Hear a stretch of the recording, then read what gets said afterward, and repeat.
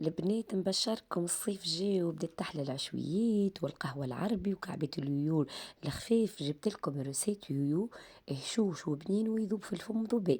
قبل ما نعطيكم الروسيت البنات كالعادة نحب نسلم عليكم واحدة واحدة، يا رب تكونوا بألف خير وعافية.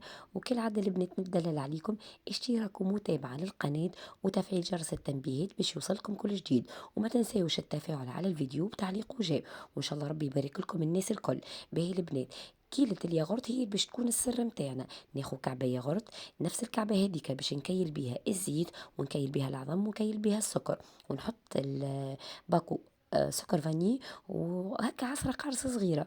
وقتيرات متاع روح العطرشية. نحرك الخليط متاعي بالباهي، ومن بعديك نزيد الفارينة، نلم بالفارينة على الروسيت باش على الفيديو باش تلقاو 500 غرام. اما اللي راهو انت ونوع الفارينة اللي عندك نجم تسحق اكثر من 500 غرام.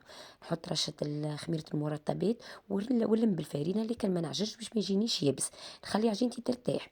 نحضر توا الشحور كيلتين سكر عليهم كيلة ماء.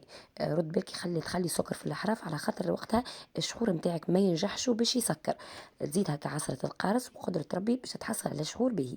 انا في العادة بعد الغلوة الاولى نزيد عليها بين 10 دقائق و15 دقيقة يجيني شحور قد اللي ما عندهاش الميزان هذاك.